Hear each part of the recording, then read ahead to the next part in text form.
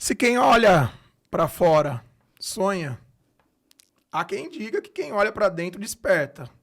E você que está aí na sua casa, um convite de progresso.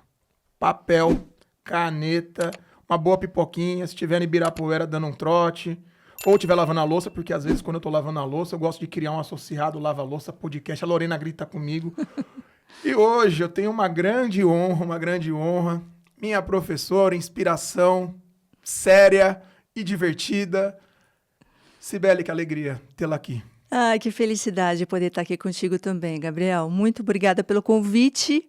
E é sempre um prazer trocar essas ideias, conversa contigo. É sempre muito prazeroso, muito interessante, né? Você é bastante provocador. Isso é muito, muito legal. Um certo dia, eu estava estudando, prospectando coisa de empreendedor. E um amigo falou, Gabriel, você precisa conhecer um trem chamado Eneagrama. Eu falei, não me vem com coisa nova, pelo amor de Deus. Mais um. Ele falou, não, mas isso vai te ajudar muito, muito, muito. E existem algumas perguntas que elas se renovam todas as manhãs. Quem é você? Onde você está? Para onde você vai? Cibele, para mim você é uma grande referência em desenvolvimento humano. Uma pessoa séria, uma pessoa divertida. A sua elegância, tanto na aula quanto nas facilitações em grupos, é algo que me inspira muito. Você legal. tem um atributo Obrigada. bem parecido da Lorena, que é a pessoa genuína, autêntica, séria. Mais de 20 anos trabalhando, desenvolvendo pessoas, empresas.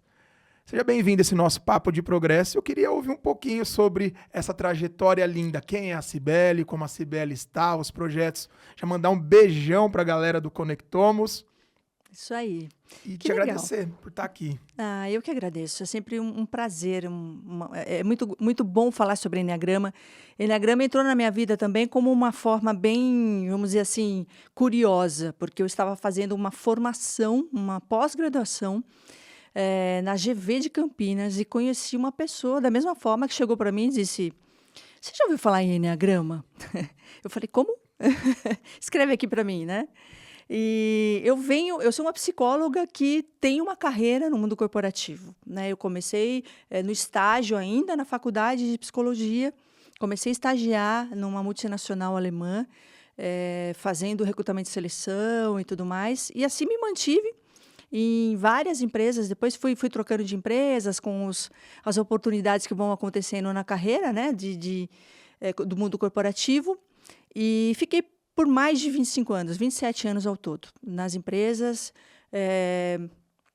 passando por todos os subsistemas de recursos humanos, né? Na época era muito forte essa questão dos recursos humanos, e fui crescendo, fui conhecendo um pouco mais, mas o que sempre me aquece de coração é essa construção mesmo de lidar com o ser humano.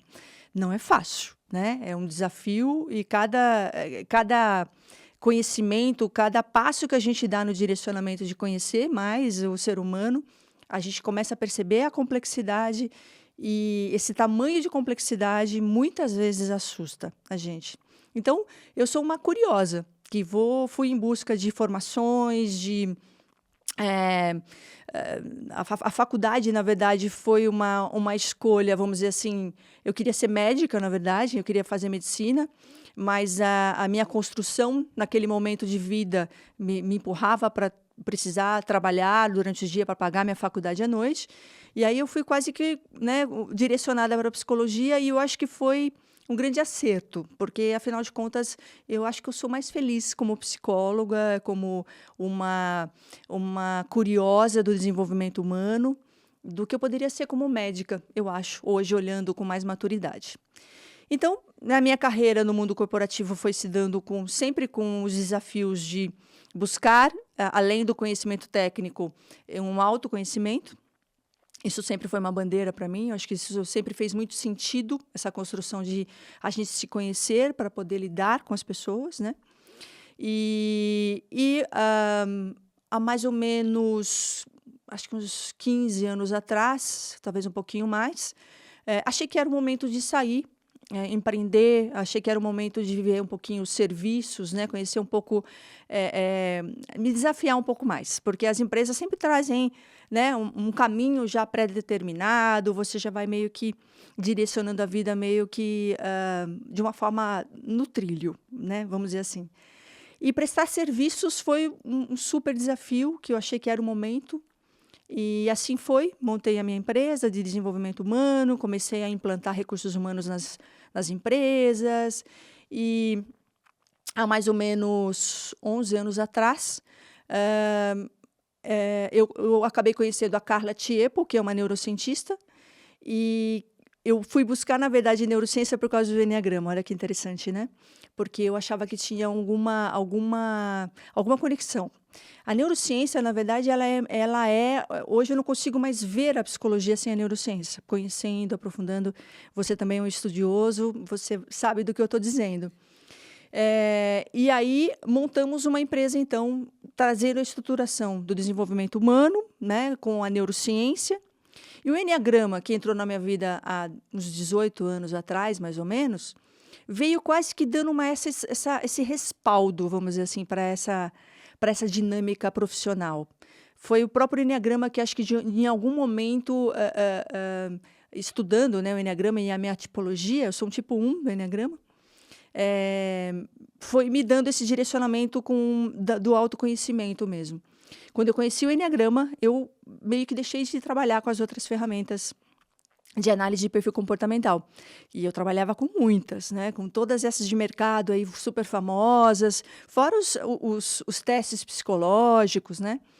E o enneagrama, então, foi foi quase que um divisor de águas assim na minha carreira. Porque além de trazer essa construção muito sólida sobre o conhecimento da estrutura humana, ele mostra um pouco da gênese do comportamento, sabe? Como é que a provável construção da criança, como é que essa criança pode ter passado por desafios que tornaram esse adulto uma tipologia X, Y, Z, que são 9, né? 9 tipologias, e aí elas vão se estendendo para os subtipos, né? Que são 3 subtipos para cada tipologia, então vão para uma variação de 27. E aí eles vão se estendendo para 56, e aí a coisa vai, né, ampliando mais conforme vai se complexificando. Mas é isso, eu fico muito feliz de falar de enneagrama. Eu acho que todo mundo deveria conhecer, porque falar de enneagrama é falar de autoconhecimento. E hoje não dá para a gente continuar, né, na verdade, a nossa trajetória como seres humanos, se nós não botarmos luz a isso, né? Esses dias eu estava numa mentoria com o chat GPT, fazendo algumas brincadeiras. E eu lembrei de algo que você me ajudou a olhar para dentro e despertar, que é a questão dos instintos, dos subtipos, essa minha questão de ser bom cara de pau, de buscar abertura, experiência. Como todo bom tipo 7. Eu sei que é algo muito sagrado falar do enneagrama por um olhar pelo sacrifício, anos e anos de estudo, mas para quem está nos acompanhando, um pouquinho de cada desses 9 tipos e esses centros de inteligência. E uma coisa que eu vou te dizer, Cibele, esse olhar de quem olha para fora e sonha, o enneagrama, você e a Carla, me ajudaram a me recuperar de um assalto. Você sabe a história. Uhum. Levaram os meus bens, levaram uma corrente que eu ganhei da minha mãe, do Espírito Santo. E o autoconhecimento, ele tem salvado a minha vida. Uhum. Porque eu acho, humildemente, não é uma metodologia, é um método, que é o papo de progresso, que as pessoas, às vezes, elas querem deixar complexo, a gente, às vezes, esquece de fazer o básico, que é a colaboração, que é o entendimento, que é esse senso de pertencimento que, graças ao bom Deus, eu aprendo um pouco na escola de samba, um pouco na igreja. Queria deixar um abraço aqui, inclusive para o Guilherme, da empresa Inhaí. Eles são referência no empreendedorismo LGBTQIAP+. Esses dias eu participei de um evento lá no World Trade Center, e os meus amigos, eles viram pra mim, Cibele, e falam assim: Gabriel, eu não consigo te entender. Você é um cara que vai escrever um livro que vai falar de fé, trabalho, empreendedorismo, autoconhecimento e racionais MCs. Falei, exatamente, essa pluralidade torna quem eu sou. Perfeito. E eu consegui entender isso com a psicologia positiva, eu consegui entender isso com a teologia do trabalho e com o enneagrama. Perfeito. Primeiro eu quero te agradecer por me ajudar a voltar a sonhar. depois de uma transição de Caramba. carreira. E agora eu queria dividir um pouquinho com os meus amigos, com você que está em casa, com você, essa questão desses olhares de cada tipologia. Pode ser assim? Claro, claro. O Enneagrama ele tem várias, não sei se a gente pode chamar assim, mas de metodologias. Existem muitos conhecedores do Enneagrama, pessoas que eu respeito demais, que trabalham de forma diferente com o Enneagrama. Por conta até do mundo corporativo, que foi como eu olhei o Enneagrama na minha vida, como eu trouxe o Enneagrama para a minha vida. O Enneagrama ele é bastante profundo. Então, se você pode aprofundar em níveis espirituais, e a gente não está falando de religião.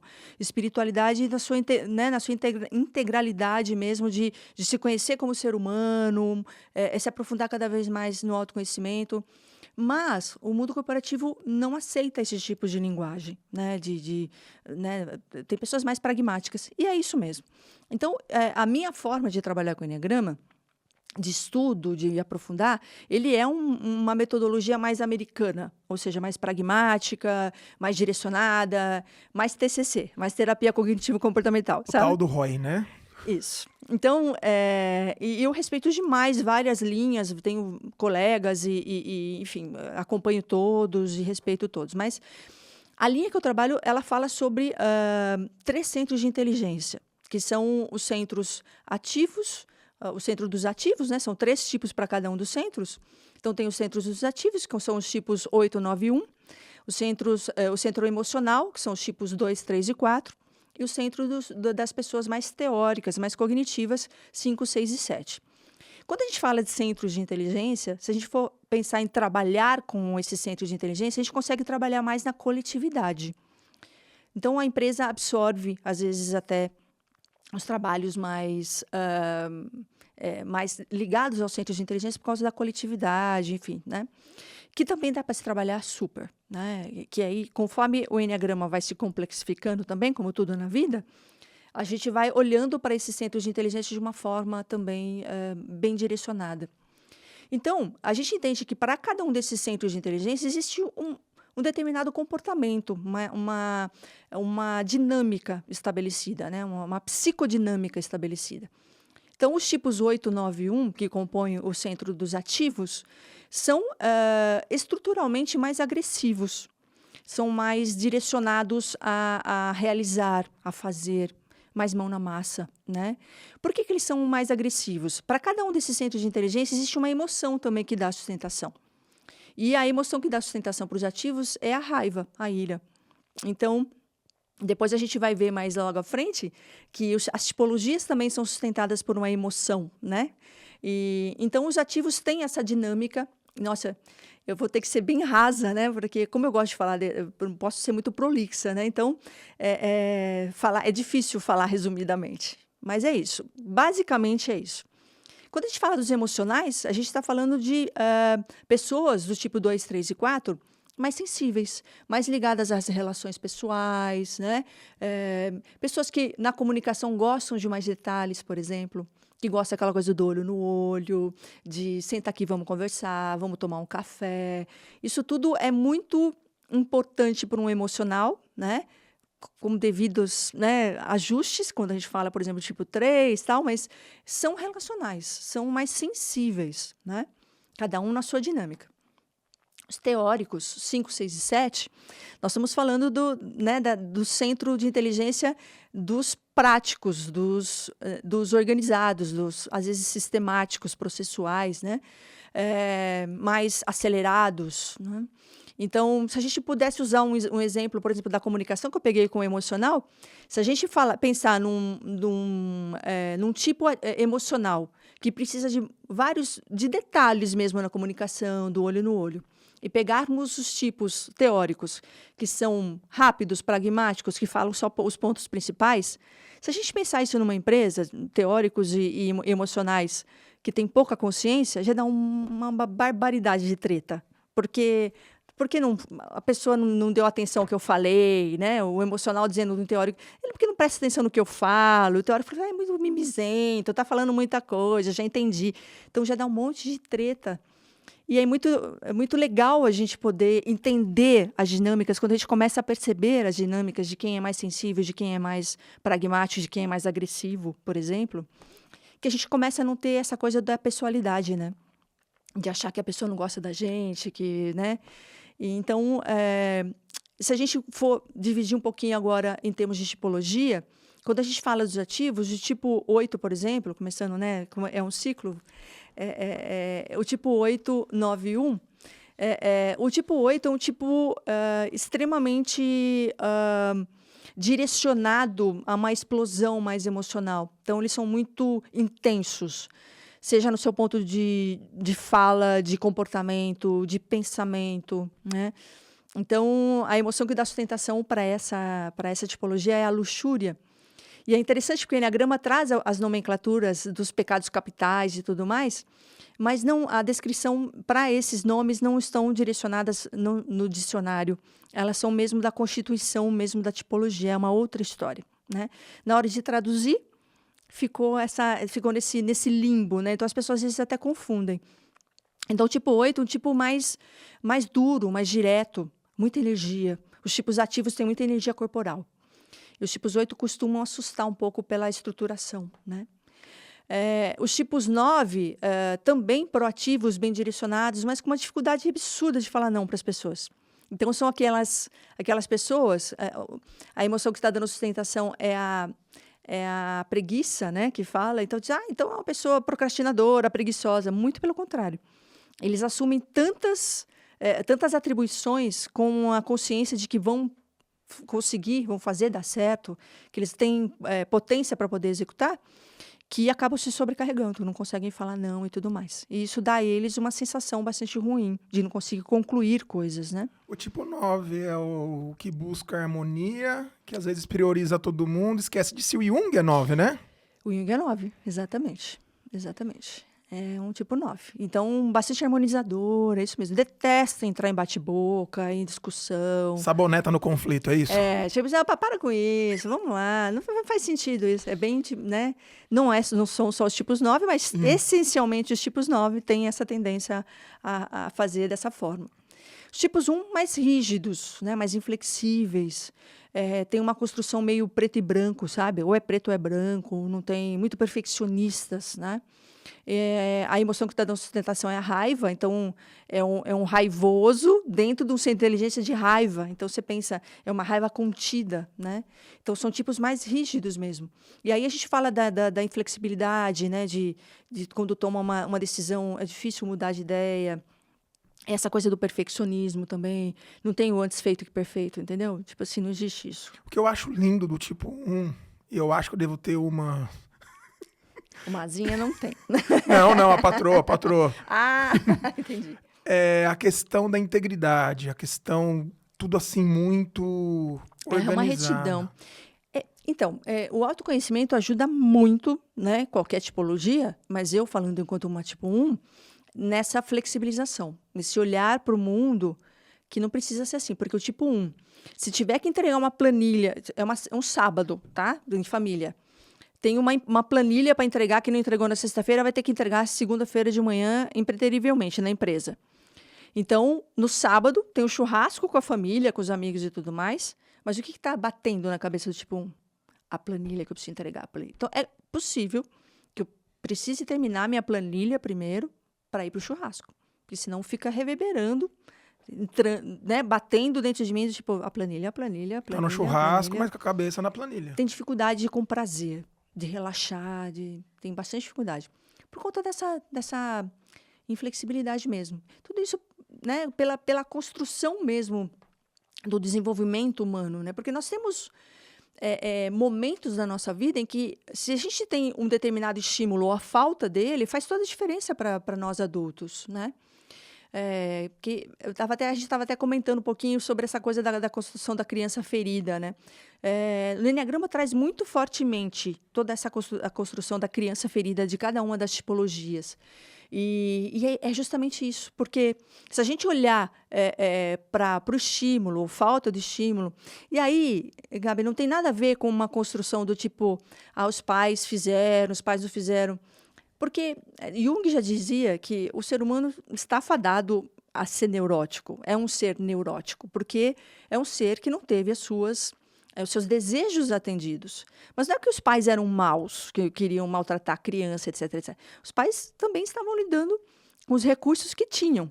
Mas pensa que uma criança, antes de começar a desenvolver a linguagem, que é um momento crucial do ser humano, né? Quando começa a desenvolver a linguagem, que começa a se comunicar, começa a falar sobre coisas, começa a criar contexto de mundo, de vida. A gente está falando de uma criança já com 2 anos e pouquinho. Nesse período do nascimento até esse momento, onde a gente começa a falar de linguagem, que é um momento tão importante do nosso desenvolvimento, acontece uma infinidade de coisas que a gente não tem recurso nenhum para lidar com ele. Independente de serem pais extremamente amorosos ou ausentes. É como nós lidamos com a situação, né? Com os recursos que nós temos que são mínimos, né? Então, muito do que acontece com a gente no decorrer do nosso desenvolvimento, onde a gente não tem esses recursos para lidar com o que quer que seja, com os desejos não atendidos, com traumas, com sustos, com um monte de coisas que vão acontecendo, independente do desejo dos nossos cuidadores ou das pessoas que estão à nossa volta, isso traz para a gente uma construção, um trauma, enfim, várias coisas, né? Então, é importante a gente olhar para esse lugar também, para a gente entender quem a gente é hoje. Porque muitos movimentos que a gente faz, acaba fazendo, eles estão muito direcionados ao que nós somos hoje, como nós expressamos hoje, né? A gente tem uma história, a gente tem um percurso, nós temos uma estrutura que está sedimentando o que nós somos hoje, né? E como é que está essa estrutura, né? Então, eu acabei arborizando. Eu lembro, na nossa imersão, nesse aprofundar na criança ferida, como que o perdão ele se torna um combustível até para a pessoa ter engajamento no trabalho, ter essa inteligência relacional, conseguir... Eu, como um tipo 7, que você sabe, a gente já vai chegar nele, mas eu amo poder circular em muitos ambientes. Sim. Amo poder me conectar com gente. E às vezes eu identifico alguns tipo 1 que eu falo, você precisa... a seta de desenvolvimento, né, que é muito tempo.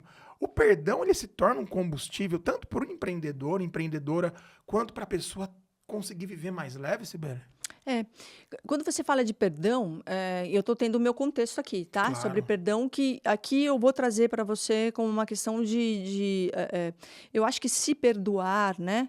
Ter compaixão contigo, entender o seu processo, o seu caminho, né? Eu acho que é fundamental. Que é um dos pilares do autoconhecimento, né? Você poder ter esse olhar para si, cuidando de você, né? Antes de mais nada, quando você fala do perdoar, me ocorre sempre que a gente muitas vezes se culpa, muitas vezes a gente se coloca num lugar de vilão mesmo da nossa própria vida. Poxa, eu não atingi isso porque eu deveria ter feito, eu não deveria ter feito. Aí tem aquele monte de... A gente usou os recursos que a gente tinha e provavelmente as tomadas de decisões foram respaldadas. É muito cruel a gente olhar hoje, né? Eu com 53 anos, olhar quando eu tinha 18... Poxa, por que eu não tentei medicina? Por que eu não forcei lá a tentar medicina? Porque eu tenho outras formas de entender o mundo hoje.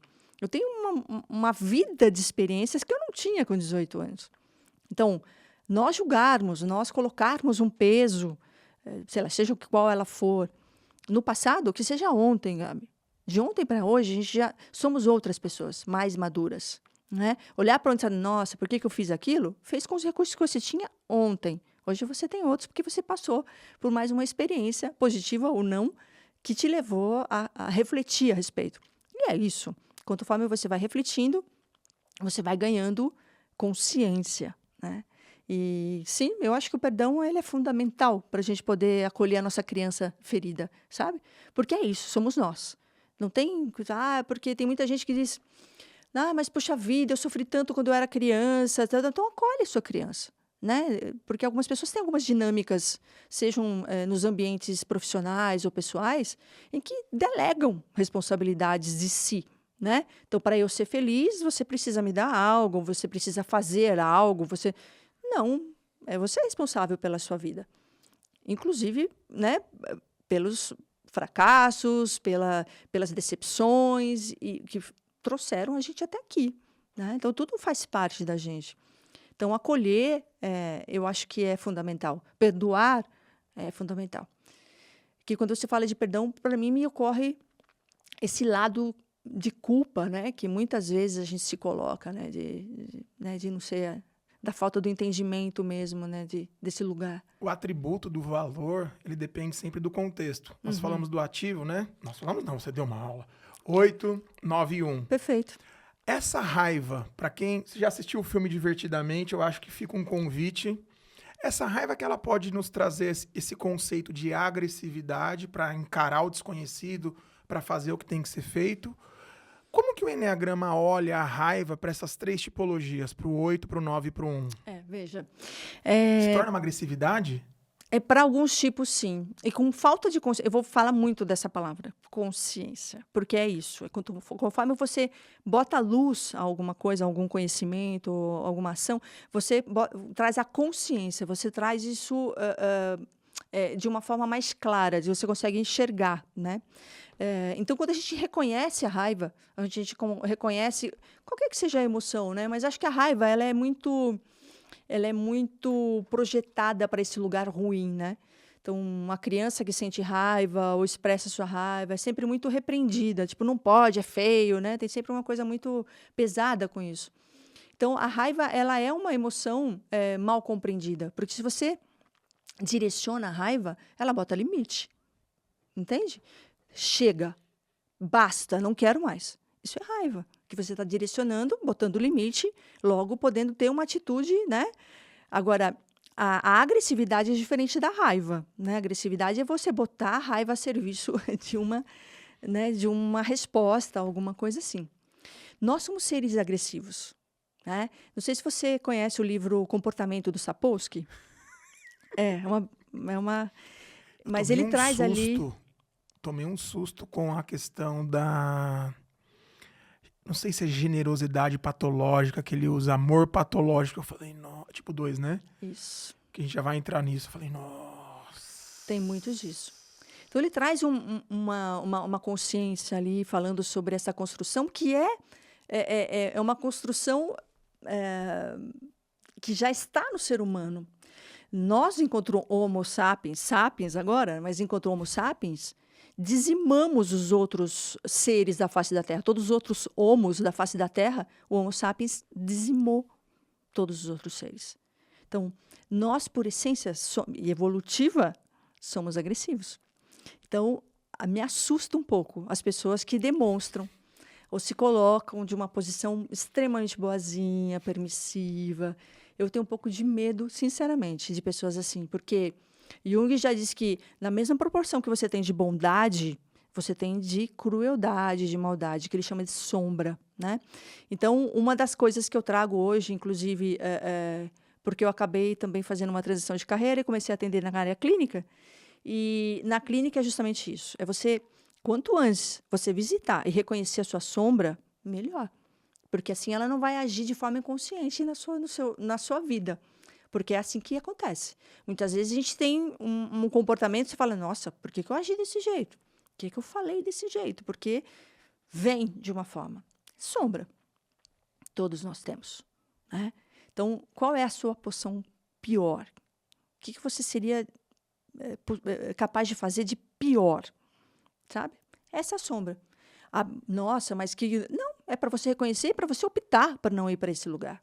Porque aí você tem uma chance de optar para não ir por lá. Né? Dizer, não, ok, seria capaz, sei lá, um exemplo, né, de matar essa pessoa, mas, claro, eu não vou matar essa pessoa, só estou com raiva dela. Isso faz parte do autoconhecimento mais profundo, conhecendo um pouco mais de luz e sombra. Né? Então, toda essa dinâmica que a gente fala de raiva, ela, quando compreendida, a gente transforma isso numa energia muito potente. Vira uma gasolina V-Power. Total. Sem fazer merchan, mas também, se quiserem vir junto, a gente poder agradece, falar não, né? Poder falar não, entendeu? Tipo, não vou fazer isso não. Isso não é bom para mim. E amor é limite. Eu sei que existem vários conceitos de amor, mas amor também é limite, né? Também. Com certeza. né? O que é amor para a gente, às vezes, é agressividade para o outro, né? É muito louco isso. É muito interessante, né? O ser humano é muito interessante. Tinha uma palavra no livro do Sapolsky, tinha não tem, né? Porque tá lá. É um conceito Schadenfreude, a capacidade que nós temos em comemorar com a desgraça do outro. É, isso é muito da psicologia, né? Muito, isso é muito da psicologia. Porque tem essa dinâmica, muitas vezes, da gente, do nosso lugar ali de não reconhecer, né, a sua capacidade, etc, etc.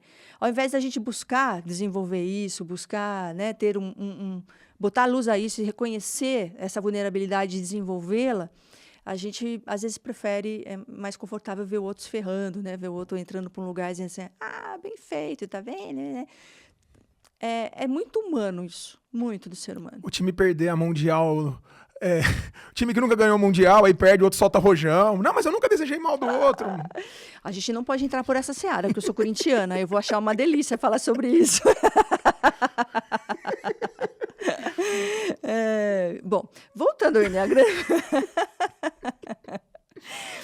Então, vamos falar um pouquinho do Centro de Inteligência dos Emocionais, né? 2, 3 e 4. Então, a tipologia 2, ele está com a estruturação emocional em orgulho. Então, logo, é um tipo que dificilmente pede ajuda, é um tipo que quer, o que mais quer na vida é um colo, é um acolhimento, mas está sempre, não, por conta dessa construção de orgulho mesmo. Sempre pensando na questão da emocionalidade, do desenvolvimento dessa criança ferida, tá? E que chega a esse adulto com uma sensação de rejeição gigante, né? De não pertencimento e tudo mais. Então, geralmente são pessoas muito permissivas, que são capazes de abrir mão de coisas importantes para si, para poder atender uma necessidade do outro, sabe assim, se abandonam muito, né? Se abrem muito mão de si. Chega a ser o tipo da pessoa que faz pra falar, olha o que eu fiz por você. Espera que o outro faça também. Essa é uma grande questão do tipo 2. Porque muitas vezes eles se comprometem, fazem, né, abrem mão de coisas importantes para si, e lá dentro fazem assim, ok, tudo bem que eu estou abrindo mão disso aqui, estou fazendo para a pessoa, porque a hora que eu precisar dessa pessoa, vai fazer a mesma coisa por mim. E nem sempre isso acontece. E quando não acontece, vem toda uma construção bastante ruim de rejeição, de, né, não pertencimento. Os emocionais têm esse lugar, né? Um lugar bastante sensível, de rejeição, de tristeza, muitas vezes, né? E quando não reconhece isso, fica num lugar bastante depressivo. Parece que a vida é ruim, etc, etc. Então, botar luz a isso também é uma construção de vida, né, de formação, etc., ajuda a olhar de uma outra forma a vida também, né? Que todos nós temos a nossa porçãozinha ali, né, aquele cantinho que a gente sente rejeição, todos nós temos. Para os emocionais, talvez até particularmente para o tipo 2, isso é muito sensível, tá? Muito exposto mesmo, né? Já o tipo 3 é um tipo que nem parece um emocional. Ele faz parte do triângulo, né? Assim como o 9, o 3 e o 6, que são tipos que se diferenciam, né? O tipo 3 tenta... É como se quisesse esconder um pouco o que sente, sabe? É como se ele não aceitasse muito o que sente, então esconde. Mas é um tipo igualmente sensível. E essa forma de trazer, esconder, né? Vamos dizer assim, bem entre aspas, aí, o que sente... faz com que tenha um comportamento muito direcionado a resultados, sabe? Tipos 3 se confundem um pouco com tipos 8, por conta dessa dinâmica de energia, de foco, de resultado, né? Só que os tipos 3 estão nesse lugar da emocionalidade. Então, eles são sensíveis. Não dá para a gente desconsiderar que são sensíveis, né? Então, foco, resultado, muitas vezes abre mão da convivência com as pessoas, muito workaholic, né? Então, a gente vê muitos empresários, muitos executivos, né? Porque botam meta, eles vão, não tem o que pare, né? Então, muitas vezes a família, os amigos se ressentem, porque eles estão tão focados no resultado, geralmente profissional, né? Que acabam se esquecendo dos detalhes, né? Das pessoas que estão próximas a si. Eu estava uma vez pesquisando algumas coisas sobre Enneagrama, e aí usaram uma metáfora da Ferrari, que alguns por fora parecem a Ferrari, mas por dentro o motor não é. Ótima, é isso.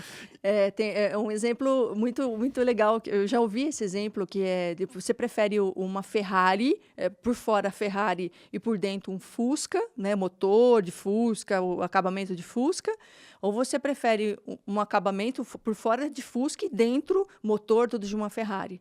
O tipo 3 é possível que ele fale uma Ferrari com motor de Fusca, porque tem essa construção da imagem. A vaidade pega muito pro tipo 3? Muito, porque é a emoção que está dando sustentação para esse perfil.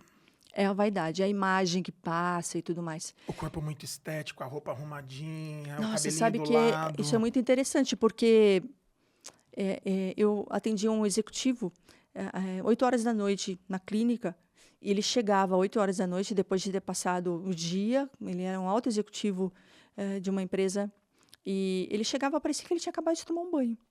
Assim, impecável, não tinha uma ruga na roupa, o cabelo perfeito, né? E é um pouco disso, né? Os tipos 3, eles se perdem, né? Eles perdem o caminho de casa. Eles começam a se adaptar para conseguir aquilo que eles querem. E, de repente, eles não sabem quem eles são mais. Porque se adaptaram tanto, foram se moldando tanto, que isso acontece demais com pessoas que já estão num patamar que eles alçavam, que desejavam e tudo mais. De repente, olha para trás e fala assim, pera, o que eu estou fazendo aqui sozinho? Né? Conquistei tudo o que eu queria, financeiramente, profissionalmente, né? E cadê as pessoas? Porque foi esquecendo pelo meio do caminho. São reis, rainhas de castelos solitários, né? Não dá para a gente generalizar, Não, mas sim. é bem isso mesmo. É essa imagem que geralmente se projeta, né, nas aulas e tudo mais no tipo 3. Então, é bem essa dinâmica mesmo. Mas são seres muito sensíveis, né, que precisam desse olhar mesmo, né, bem direcionado para essa questão da sensibilidade. Já os tipos 4, eu considero os mais sensíveis do Enneagrama. Algumas pessoas que dizem que o tipo 2 é o mais sensível, mas eu acho que é o tipo 4, dentro da minha percepção. Porque são extremamente profundos. Tem uma construção, a emoção que está dando sustentação é a inveja, não do dicionário, mas é a inveja da falta, né? Então, são pessoas que geralmente estão nesse universo do o que o outro tem é melhor do que o que eu tenho. Então, tá sempre a grama do vizinho é sempre mais verde. Eu tenho aqui, né, esse livro de capa preta, mas o de capa branca, que é o seu, é tão mais legal, tão mais bonito. E eles vão dessa dinâmica de falta, né, que acabam se tornando meio que buracos negros emocionais, porque nunca e nem ninguém consegue suprir essa falta, esse desejo de ser acolhido, de ser entendido, né? Viver dói, né? O tipo 4. Muito, muito. E são seres que buscam a singularidade, serem diferentes mesmo. Então, até é muito interessante, porque às vezes a gente começa a brincar dizendo que quando a gente vê alguém vestido de uma forma muito diferente, deve ser um tipo 4, porque eles não querem ser parecidos, né? O meu enteado é um tipo 4. E ele é muito interessante porque tudo que a gente fala assim, isso aqui é igual do fulano, tal, eu falo, então, não quero. Porque se é igual, não sou eu sou diferente, eu sou, né, singular. É muito interessante. Mas muito sensíveis, muito amorosos, muito... E querem isso do mundo, né? Então, eles têm essa dinâmica de querer, desejar ser amado, ser acolhido. Me corrija se eu estiver errado, por favor. Na pós de neurociência, a neurociência, às vezes, ela me assusta mais do que ajuda, e eu acho que eu estou no caminho certo por isso. Tinha uma matéria, a linha tênue entre a genialidade e a loucura, é isso. O tipo 4, ele tem um toque artístico, acho que ele tem tantas ideias, eu acho que o viver as mazelas, da mesma maneira que expressa a dor, pelo que você sabe que eu trabalho com bastante ator, Perfeito. atleta, modelo, é uma visão por esse caminho, pode ser? Prezam muito a estética, então é muito comum vermos artistas mesmo, são muito... a estética, a beleza, o bem feito. Autocentrados em alguns momentos.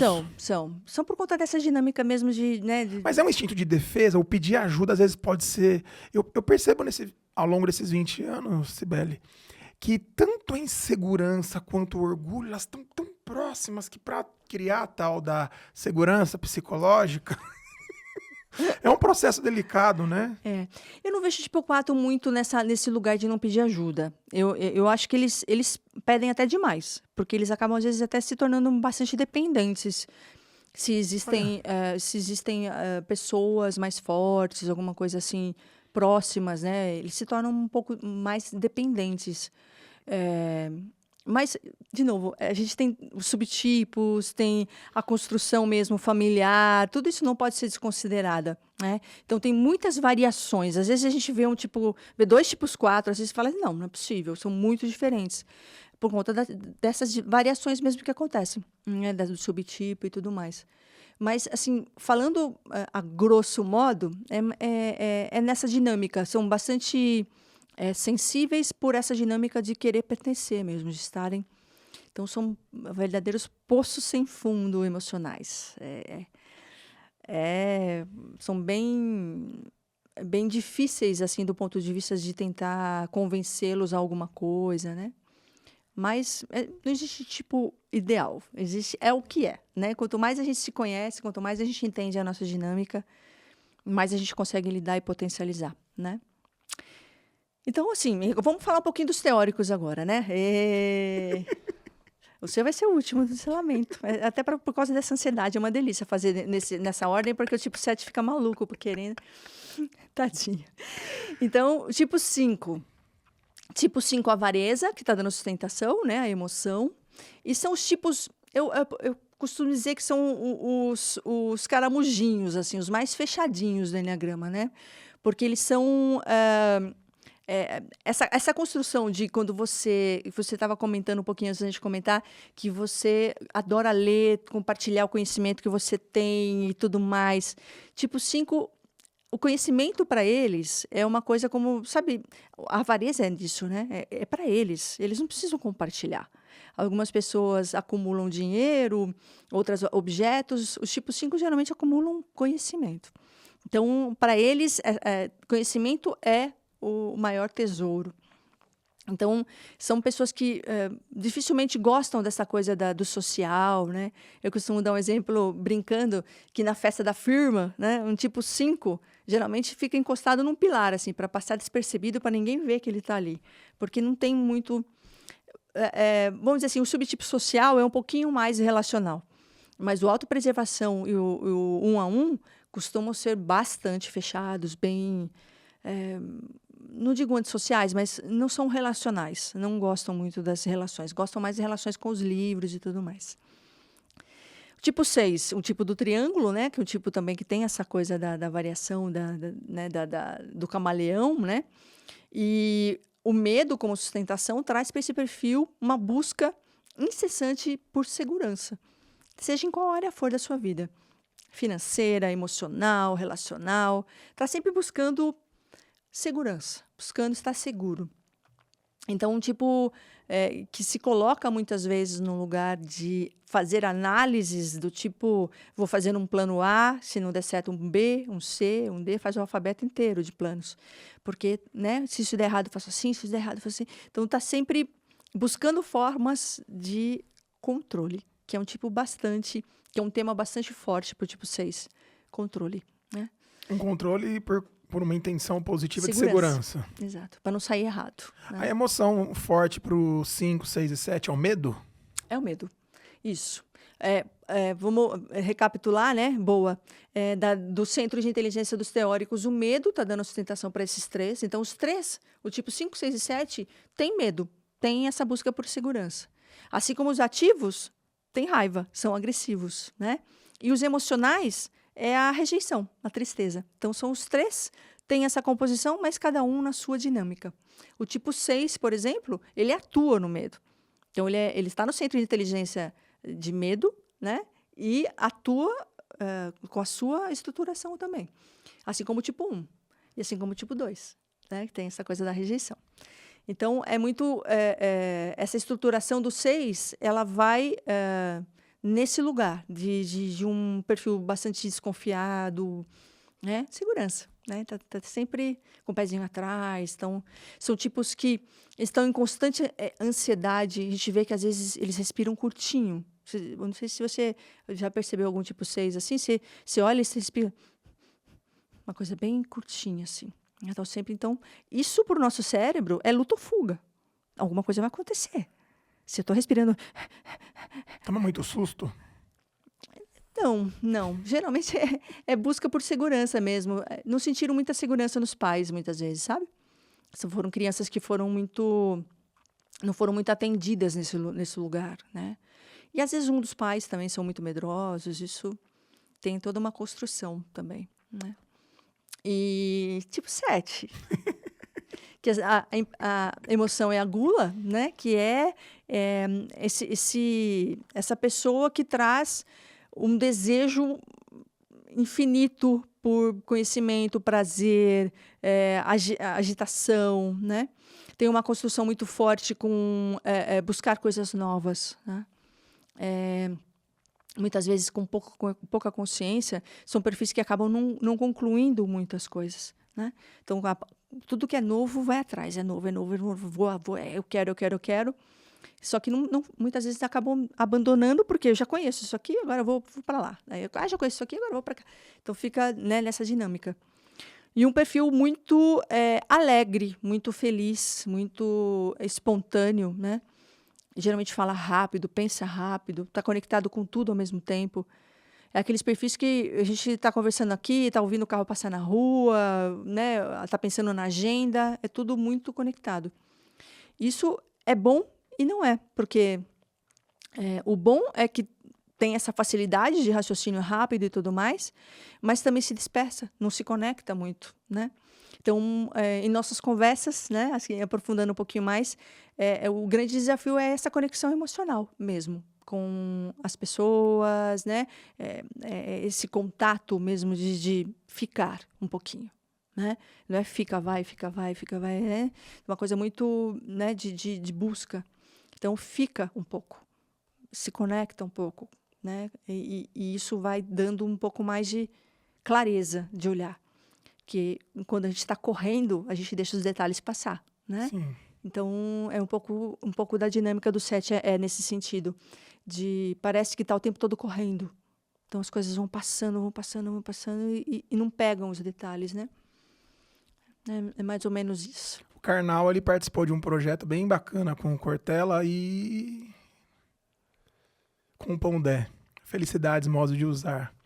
E eles estavam num bate-papo bem bacana. O Cortella virou para ele e falou: as pessoas às vezes não entendem tudo porque querem entender tudo rápido e depressa demais.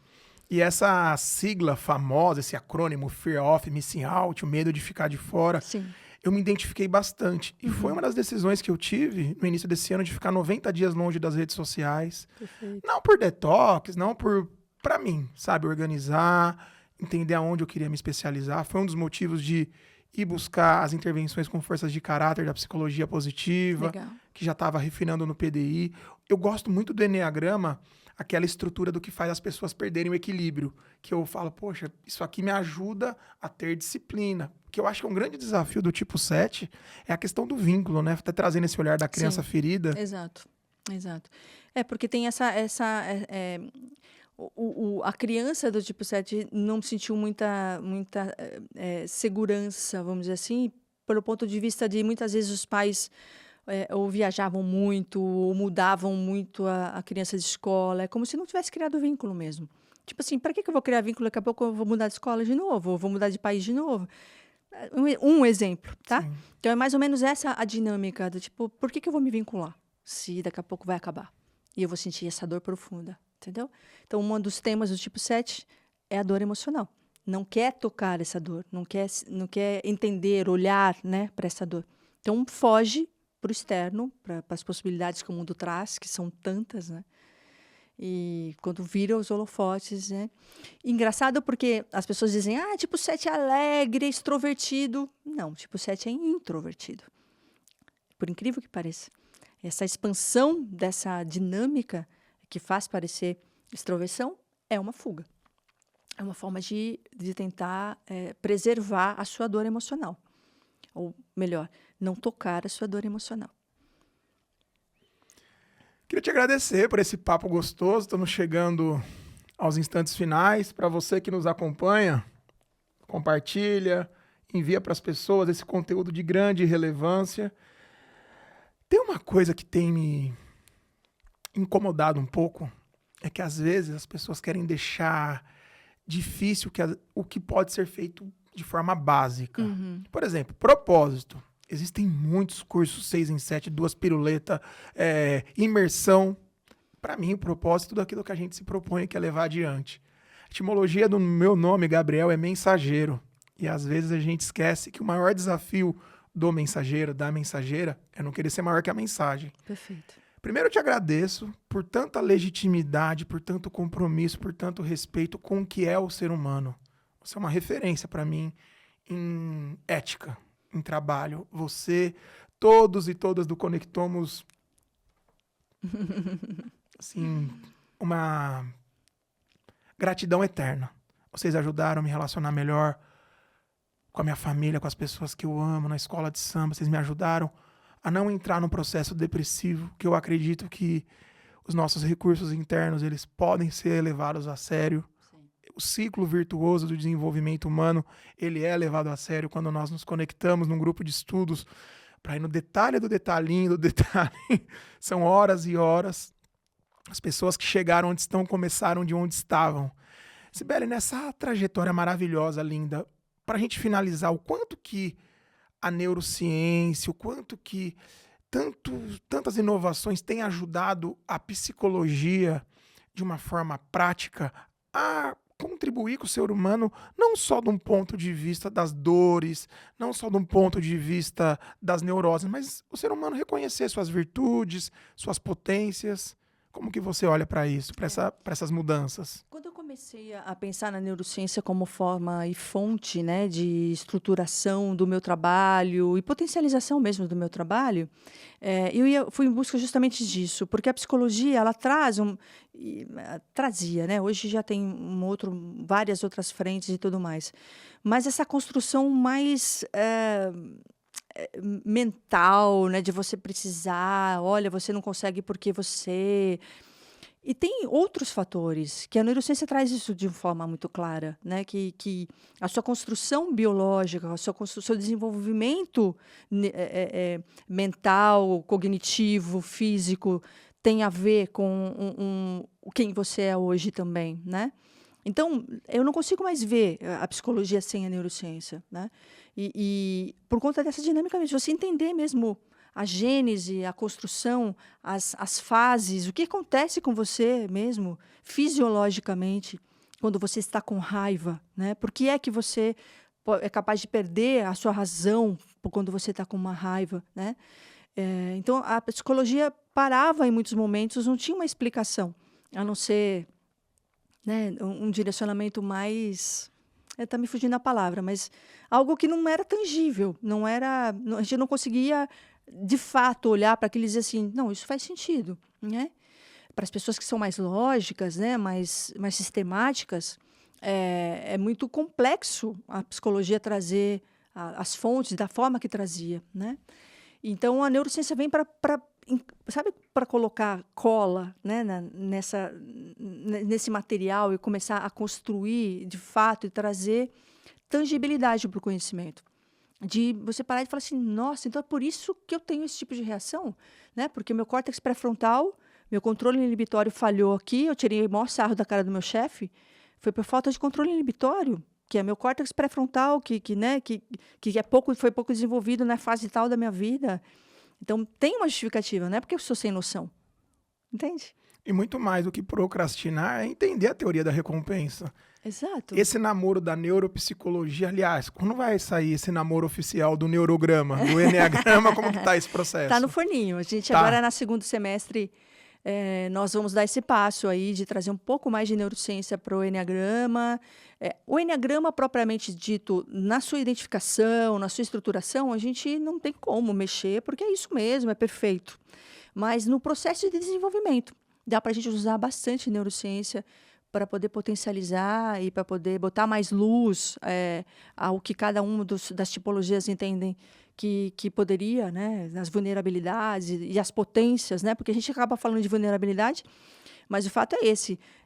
Não existe ponto forte, no meu ponto de vista, não existe um ponto forte e um ponto fraco. Existem pontos que você precisa acessar, que são seus, né? Que aos olhos dos outros podem ser pontos fracos e que para você, não.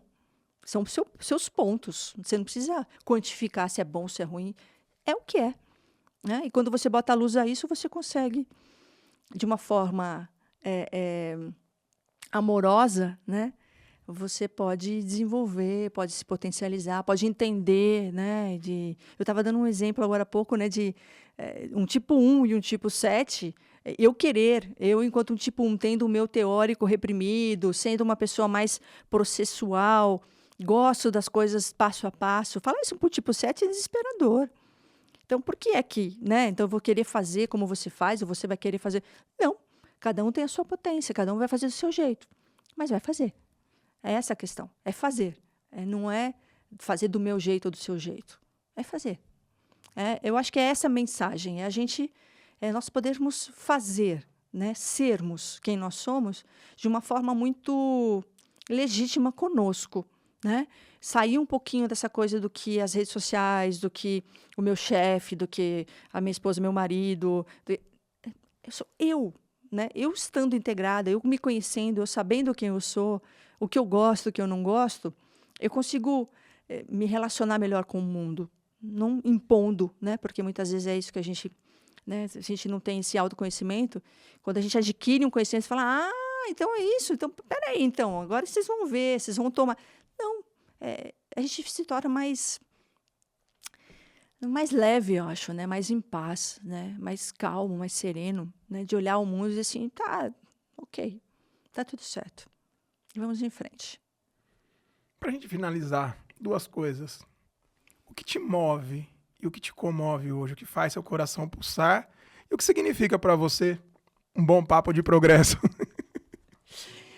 Amei esse nome, Gabi. Eu derrubando o microfone. Amei esse nome. Eu acho que é muito você, é muito a sua identidade, né? Dessa coisa de você olhar para o futuro, de um bom papo, uma troca gostosa de conversa, né? E o progresso é isso, é você, a cada conversa, a cada momento, a cada troca, né? A cada papo, você se sentir grande, se sentir preenchido. E eu acho que esse é o meu direcionamento de vida, né? É me sentir preenchida para poder ajudar as pessoas ou poder contribuir com as pessoas para que elas se preencham também, do que quer que seja. As pessoas usam muito essa palavra de propósito e tal, né? Eu não sei se eu gosto tanto dessa palavra mais, porque ela ficou tão... É igual coach, né? Você escuta tanto, que começa a perder um pouco o sentido. Mas se preencher do que é melhor para si. Né? Então, as pessoas estarem preenchidas, porque eu vejo as pessoas muito vazias. Muito vazias. E isso me comove, né? Porque com o tempo eu me sinto, não foi sempre assim, mas hoje eu me sinto preenchida, né? De tantas coisas, né? Não só conhecimento, mas que eu tenho tanto ainda a preencher, mas de amor, né? De compaixão, de tantas coisas, de amizade, e tudo isso me preenche, né? Eu acho que é isso. Eu desejo às pessoas que elas se preencham do melhor, do que as faz felizes. Eu acho que é mais ou menos esse caminho, né? Autoconhecimento, né? Autoconhecimento. As empresas clamam tanto por engajamento, vínculo. Uhum. E será que o segredo não está exatamente nesse senso de pluralidade, de conexão? Não tenho dúvida.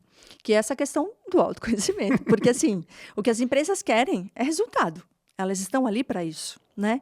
Então, quando você entende o seu propósito dentro daquela cultura que está buscando o resultado, que não é o resultado, para conseguir o resultado, as empresas começam a ter direcionamentos, né, de qualidade de vida, começam a ter ações para que essas pessoas se sintam bem para poder performar, para poder entregar resultados. Porque é o capitalismo. Vamos dizer assim, que lindo. Se não é uma ONG, uma empresa... Empresas que estão aí, multinacionais, é um ambiente hostil, por quê? Eles estão focados em resultados. Né? Então, se você está alinhada 100% com essa cultura, se abandona, está fadado a ficar doente, a entrar num burnout e tudo mais. Então, você sabendo, estando preenchida com seus, né, com a sua essência, e você olhar para essa cultura, você tem até a chance de olhar e dizer assim, essa cultura não está muito né, condizente com a minha. Então, me dá a chance de buscar uma outra coisa e tudo mais. Não comprar a ideia, né, e mergulhar. Eu considero o ambiente corporativo bastante hostil, né? E eu acho imaturo quando a gente se joga de cabeça. Então, de novo, autoconhecimento. Uma certa vez, uma grande referência no autoconhecimento virou para mim e falou assim: sabe, Gá, a gente conhece uma pessoa pelo brilho nos olhos. Muito mais do que ela fala. Vê seus olhos brilhando aqui, falando sobre enneagrama. Quem me ensinou sabia. Para quem quiser saber um pouquinho mais sobre a Cibele, sobre os projetos, sobre enneagrama, sobre Conectomos, agora é a hora. Ah, que legal. Bom, primeiro eu quero agradecer suas palavras. Muito obrigada, Gabi. É sempre muito, muito gostoso estar contigo, conversar contigo. É um papo de progresso, sempre. E agradeço, viu? E nós estamos no site, né? www.institutoconectomos.com.br, Conectomos com C mudo. Eu estou nas redes sociais como Cibele Sabino, né? Cibele Martins Sabino, no Instagram, no Facebook, etc. A gente costuma divulgar bastante. Eu queria divulgar um canal novo da Carla também, que chama Nada Trivial, que ela fala sobre comportamento, ela fala um pouquinho sobre cada uma das nossas iniciativas na empresa, mas, acima de tudo, ela fala sobre conteúdo de desenvolvimento. É muito interessante. Chama Nada Trivial no YouTube e no Instagram. Vale muito a pena. Vou aproveitar e fazer essa... Um beijão pra Carla, logo mais, quem sabe, né? Isso Vem aí. aqui, uma resenha com a gente. Opa, com certeza. Gabi, muito obrigada pela oportunidade, pelo tempo aqui. Foi muito gostoso, viu? Obrigada mesmo. Sucesso sempre para você. Vamos juntos.